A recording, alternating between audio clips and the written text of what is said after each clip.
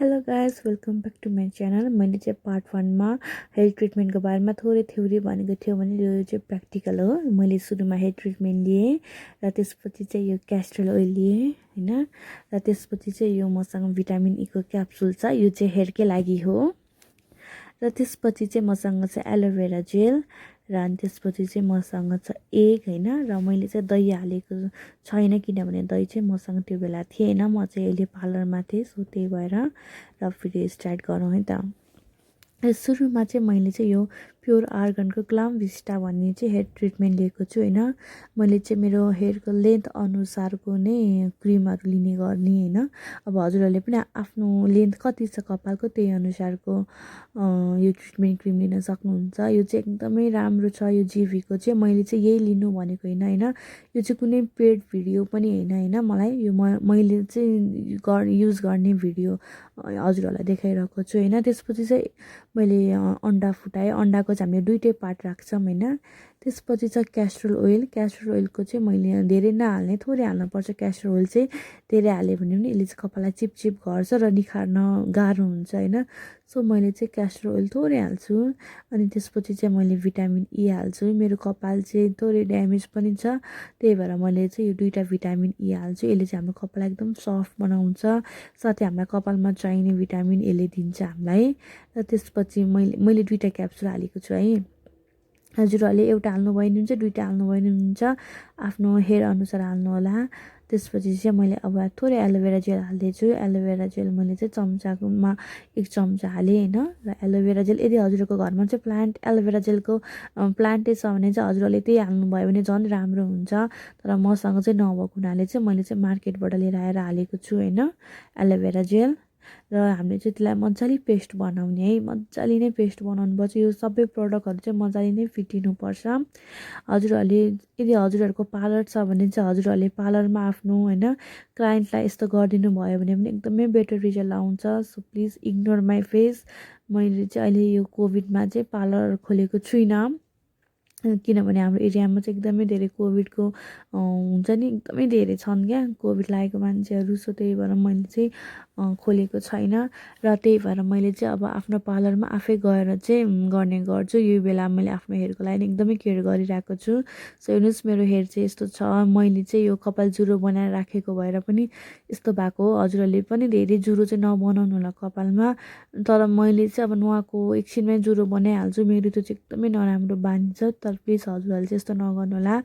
र ट्रिटमेन्ट लगाउनुभन्दा अगाडि चाहिँ हामीले हाम्रो कपालको लट्टाहरू सबै फोड्नुपर्छ हैन। लट्टाहरू मजाले फुटाउने, कपाल मजाले नै कोर्नुपर्छ।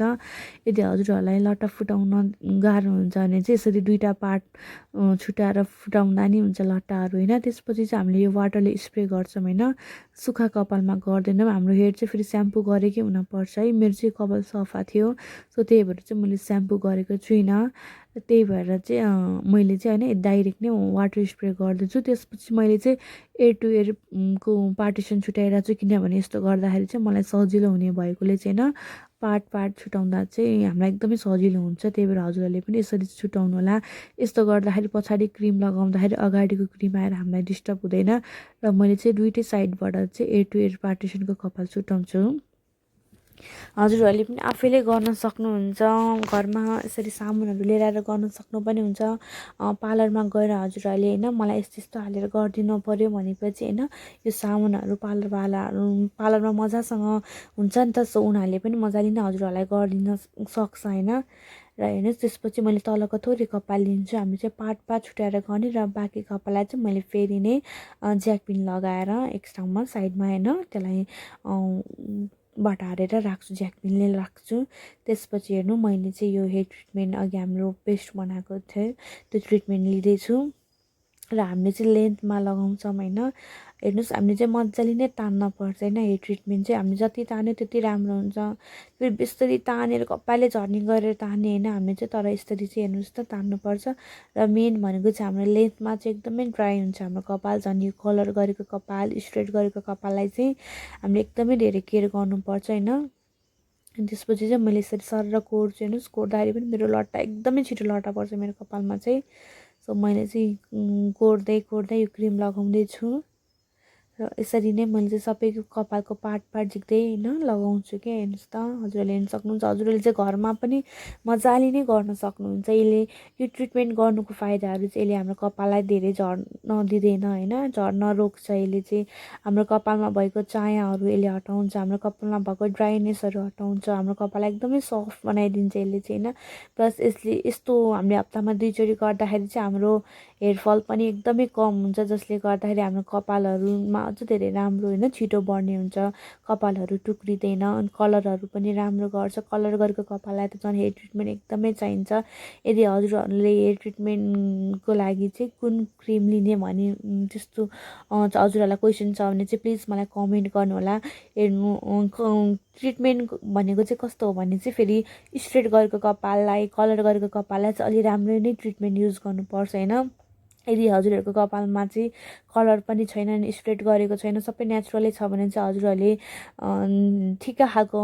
ट्रिटमेन्ट युज गर्दा नि हुन्छ होइन तर यदि हजुरहरूको कपालमा कलर पनि छ प्लस स्ट्रेट पनि गर्नुभएको छ ड्यामेज छ ड्राई छ भने चाहिँ हजुरहरूले चाहिँ अलि राम्रै खालको होइन युज गर्नुपर्छ फेरि महँगो लियो भन्नेमा राम्रो हुने होइन कुनै कुनै चाहिँ अब हजुरहरूलाई थाहा नहुन पनि सक्छ होइन सो मैले चाहिँ यो जिभीको लिएको चाहिँ एकदमै राम्रो छ नुहाएपछि पनि एकदमै वासना आउँछ कि जिभीको यो ट्रिटमेन्ट लाउँदाखेरि चाहिँ तर मैले चाहिँ अहिले अन्डा मिसाएको भएर चाहिँ थोरै गन्ध त आउँछ नै हेर्नु यसरी नै मैले 2टै पार्टको गरिसकेँ सबै गरिसकेपछि फेरि हामी कपाललाई चाहिँ माथि सिउँदो त्यो अघि हामीले गरेको सिउँदो फटाएर चाहिँ गर्छौँ त्यसपछि चाहिँ हेर्न सक्नुहुन्छ मैले चाहिँ सबै मजाले नै यसरी गरिदिइसकेको छु सबै कपालमा अब हामी भित्रभित्र पनि मसाज गर्छौँ कपालको भित्रभित्रसम्म जरा जरासम्म क्रिमहरू पुर्याउँछौँ यसले गर्दा हाम्रो कपाललाई एकदमै मसाज हुन्छ सो हजुरहरूले पनि हप्तामा 2 चोटि यो तरिका अपनाउनुहोस् हजुरहरूलाई एकदमै राम्रो रिजल्ट आउँछ होइन